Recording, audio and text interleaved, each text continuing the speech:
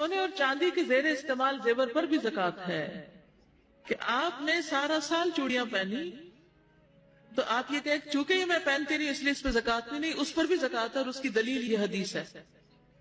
عمر ابن شعیب اپنے باپ سے، وہ اپنے دادا سے روایت کرتے کہ ایک عورت نبی اکرم صلی اللہ علیہ وسلم کے پاس آئی، اس کے ساتھ اس کی بیٹی بھی تھی جس کے ہاتھ میں سونے کے 2 موٹے کنگن تھے۔ آپ نے اس سے فرمایا کیا تم اس کی زکات ادا کرتی ہو؟ اس نے کہا نہیں۔ آپ نے فرمایا کیا تجھے یہ پسند ہے کہ اللہ تجھے ان کے بدلے میں قیامت کے دن 2 کنگن آگ سے پہنائے؟ اس نے یہ سن کر دونوں کنگن اتار کر آپ کی خدمت میں پیش کر دیے کہ یہ اللہ اور اس کے رسول کے لیے ہیں صلی اللہ علیہ وسلم۔ ام سلمہ کہتی ہے میں سونے کا اوزا ایک زیور پہنا کرتی تھی، میں نے پوچھا یا رسول اللہ کیا یہ بھی کنز کی تعریف میں آتا ہے؟ یعنی سونے کا زیور جو پہنتی تھی اس کے بارے میں انہوں نے پوچھا۔ آپ نے فرمایا جو مال اتنی مقدار کو پہنچ جائے جس پر زکات دینا لازم ہو جاتا ہے پھر اس کی زکات دی جائے تو وہ کنز نہیں ہوگا۔ تو اس میں حضرت اسماء والی حدیث بھی رکھیے سامنے اور حضرت ام سلمہ والی کہ پہنا ہوا زیور ہے اگر نصاب کی حد کو پہنچ گیا 7.5 تولے سونا یا 52.5 تولے چاندی تو زکات ہوگی، اگر اس سے کم ہے پہنے یا نہ پہنے تو پھر زکات نہیں ہے۔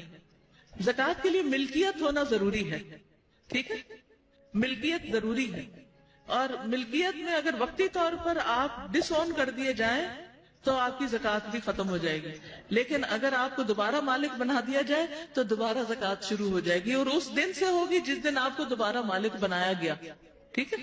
کبھی ایسے ہوتے ہیں نا سسرال والے ناراض ہو کر زیور لے لیتے ہیں اور پھر کچھ عرصے کے بعد واپس دے دیتے ہیں، تو جتنا عرصہ ان کے پاس رہا زکات آپ پہ نہیں، جس دن سے آپ کو دوبارہ مل گیا آپ پہ زکات پڑ گئی۔ زکات ہجری کیلنڈر کے اعتبار سے دی جائے گی، اہم نقطہ یہ یاد رکھنے کا ہے۔ مثلا آپ یکم رمضان کو زکات دیتے ہیں تو ہر سال یکم رمضان کے دن زیور کی قیمت معلوم کیجئے، یہ نہیں ایک ہفتے بعد دے رہے اور قیمت کم ہوگی، نہیں، آپ کو یکم رمضان ہی کی قیمت کے مطابق زکات دینی ہوگی، لیکن یہ نہیں کہ زکات کا مہینہ کوئی الگ مقرر ہے۔ جس دن سے آپ کسی مال کے مالک بنے ہیں وہ نصاب کی حد کو پہنچا ہوا ہے، ایک گزر گیا ہے، تو اس تاریخ کو آپ کو زکات دینی ہوگی جب 1 سال پورا ہو جائے، خواہ یہ مال شادی کے لیے جمع کیا گیا ہو یا گھر کی تعمیر کے لیے رکھا گیا ہو یا کسی اور غرض سے۔ مثلا آپ پیسے جمع کر رہے ہیں بینک میں رکھے ہوئے کہ مثلا 1 کروڑ جمع ہو جائے تو پھر آپ مکان بنائیں گے، تو ہر سال اس کروڑ پر زکات آئے گی جب تک آپ اس کا مکان بنا نہیں لیتے۔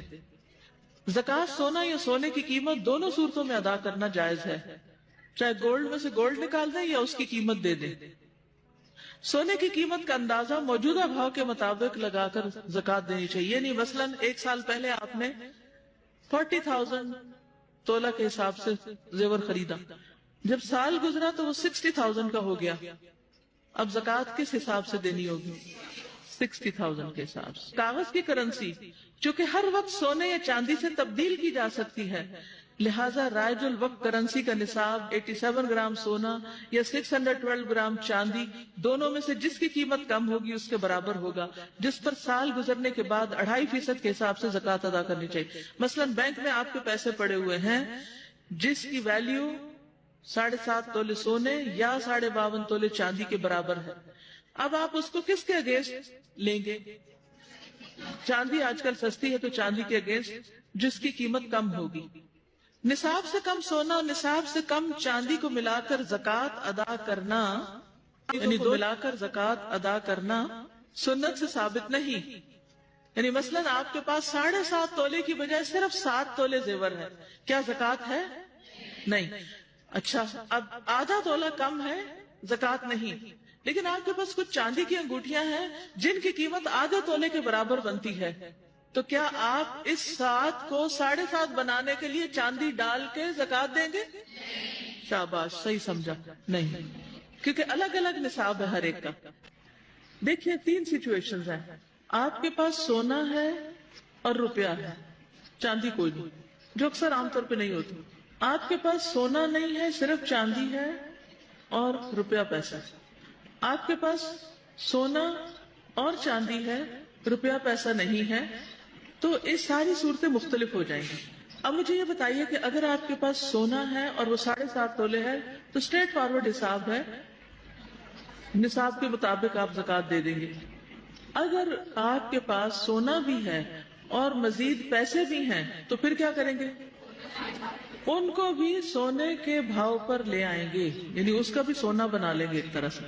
یا کیا کریں گے، سونے کی قیمت نکال کے، ٹھیک ہے، اگر 50,000 پر تولہ قیمت ہے تو 7 تولے کی کتنی ہوگی، اور 7.5 تولے کی کتنی ہوگی، 3.25 لاکھ، ٹھیک ہے، اور 25,000 روپے آپ کے پاس پڑے ہوئے ہیں، تو آپ وہ بھی اس میں ایڈ کر لیں گے، تو کتنے ہو جائیں گے کل قابل زکوٰۃ قیمت 4 لاکھ ہو جائے گی. سمجھ آ گیا؟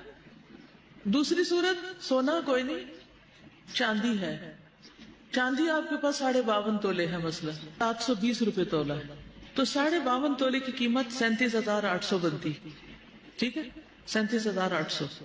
اور اس کے علاوہ آپ کے پاس 40,000 بینک میں ویسے بھی رکھا ہوا ہے. اب آپ دونوں کو کیا کریں گے، ملائیں گے، اور پھر اس کے اوپر کتنے پرسنٹ زکوٰۃ دیں گے، 2.5 یا 40واں حصہ، یعنی 40th پارٹ آف اٹ. ٹھیک، اچھا. اب ایک اور صورت یہ ہے، 7 تولے سونا ہے، 52.5 تولے چاندی ہے، اور روپیہ پیسہ ہے. اب کیا کریں گے، 7.5 تولے کو چاندی کے ساتھ جمع نہیں کریں گے، شاباش، اور چاندی کی قیمت لگا کے اور باقی کرنسی اس کے اندر ایڈ کر لیں گے، اور 2.5 کے حساب سے زکوٰۃ نکال لیں گے. آپ کے پاس چاندی کوئی نہیں، سونا ہے 7 تولے، اور اس کے علاوہ آپ کے پاس کچھ کرنسی ہے جو مل کے 10 تولے کے برابر بن جاتی ہے سب کچھ. تو اب کیا کریں گے، سونے کی قیمت نکال لیں گے، اس کرنسی کی قیمت دونوں کو جمع کر لیں گے، اور ان کے اوپر کتنے پرسنٹ، 2.5% زکوٰۃ نکال لیں گے. ٹھیک ہے، اب سمجھ آ گئی؟